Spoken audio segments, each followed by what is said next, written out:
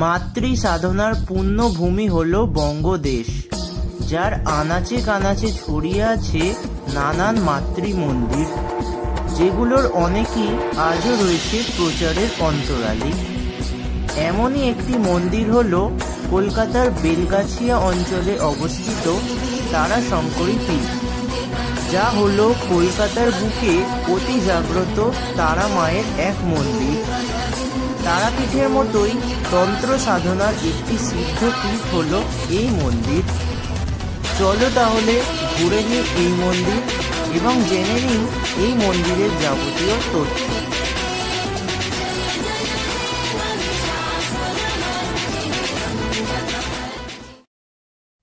So guys, আমরা এখন চলে এসেছি ওই মন্দিরটিতে, যে মন্দিরের কথা আমি তোমাদের এতক্ষণ বলছিলাম। এই যে আমাদের পেছনে দেখতে পাচ্ছ, এই সেই মন্দির তারাশঙ্করী পীঠ। চলো এবার মন্দিরের ভেতরে প্রবেশ করা যাক।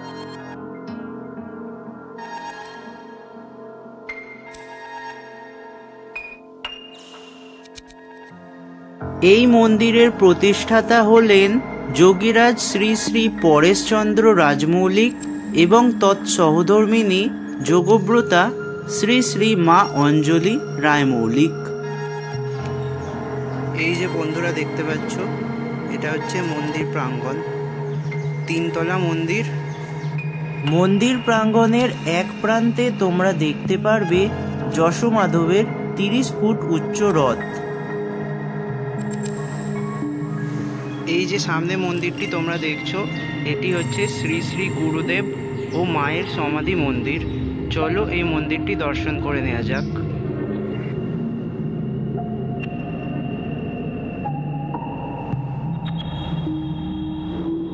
এই মন্দিরটি প্রতিদিন সকাল 8টা থেকে দুপুর 12টা এবং বিকেল 4টে থেকে রাত 8টা পর্যন্ত খোলা থাকে।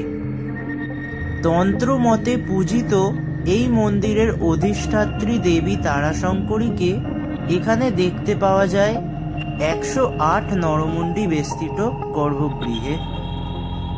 জানা যায় অতৃপ্ত আত্মাদের মুক্তি দেওয়ার উদ্দেশ্যে তাদের খুলি গুরু মহারাজ নিবেদন করতেন মাকে। তান্ত্রিক পুজো পদ্ধতির অনেক কিছুই সাধারণ মানুষের দেখা নিষেধ হওয়ায় মাতৃমূর্তির সামনে দিল পাঁচিলে ঘেরা, দর্শন করতে হয় গর্ভগৃহের বাইরে থেকেই।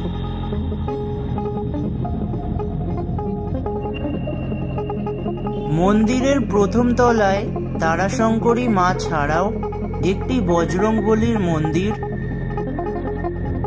প্রতিষ্ঠাতা গুরুদেব ও গুরুমার কিছু ছবি এবং দেয়ালে দেয়ালে মা কালী, তারা, ছিন্নমস্তা, ত্রিপুরা সুন্দরী ইত্যাদি দেবী মূর্তি লক্ষ্য করা যায়।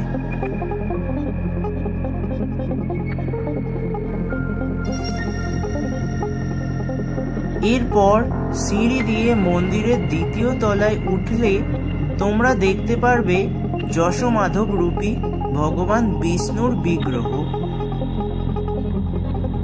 এই বিগ্রহেরও একটি অদ্ভুত কাহিনী আছে, যা কিছুক্ষণ পর আমি তোমাদের জানাবো। এরপর পুনরায় সিঁড়ি দিয়ে মন্দিরের তৃতীয় তলায় আসলে তোমরা দেখতে পারবে কাল ভৈরবের বিগ্রহ। এই কাল ভৈরব বা মহাকালের বিগ্রহ হল ভারতবর্ষের একমাত্র এবং পৃথিবীর দ্বিতীয় মহাকাল বিগ্রহ। শিবের ওপর দণ্ডায়মান, ব্রহ্মার কাটা মুন্ডধারী, ত্রিশূল, সুদর্শন চক্র ও খড়গধারী, রক্তপাত্র ও অভয় মুদ্রাধারী মহাকাল, যে ব্রহ্মা, বিষ্ণু ও শিবেরও ঊর্ধ্বে কালের নিয়ন্ত্রক, তারই প্রতীক এই রূপ।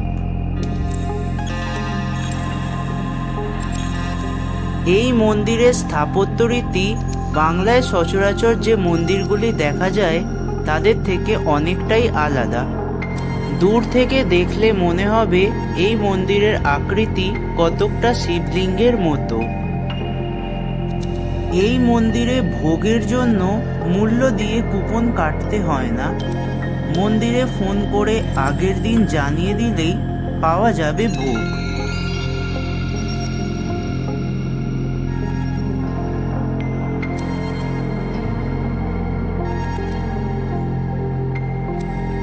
গা ছমছমে নিরিবিলি পরিবেশে অবস্থিত মন্দিরটির অন্যতম বৈশিষ্ট্য হল এই যে মন্দিরের হোম ও অন্নভোগ রান্নার কাজে ব্যবহার করা হয় নিমতলা শ্মশানের মরা পোড়ানোর পর পড়ে থাকা চিতার আধপোড়া কাঠ। গর্ভগৃহের সামনেই রয়েছে বলি দেবার হাঁড়ি কাঠ। বর্তমানে এই মন্দিরে শুধু ছাগ বলি দেওয়া হয়ে থাকে। এবার আসা যাক যশোমাধব বিগ্রহর কাহিনীতে। বলা হয় প্রভু জগন্নাথের বিগ্রহ তৈরির পর অবশিষ্ট কাঠ দিয়ে বিশ্বকর্মা বানান একটি বিষ্ণু মূর্তি, কিন্তু সেই রূপে মানব চক্ষুর আড়ালে থাকতে চান ভগবান। তাই প্রভু জগন্নাথের নির্দেশেই সেই বিগ্রহ মাটিতে পুঁতে দেন বিশ্বকর্মা। পরবর্তীকালে আজ থেকে প্রায় 500 বছর আগে পরেশচন্দ্র রায়মৌলিকের পূর্বপুরুষ সাধক রামজীবন রায়মৌলিক এই বিগ্রহ বাংলাদেশের নিজের বাসভূমিতে প্রতিষ্ঠা করেন। পরে বঙ্গভঙ্গের সময় এই বিগ্রহ 1 কোটি তুলসী নিবেদনে প্রতিষ্ঠা করা হয় বেলগাছিয়ার তারাশঙ্করী মন্দিরে।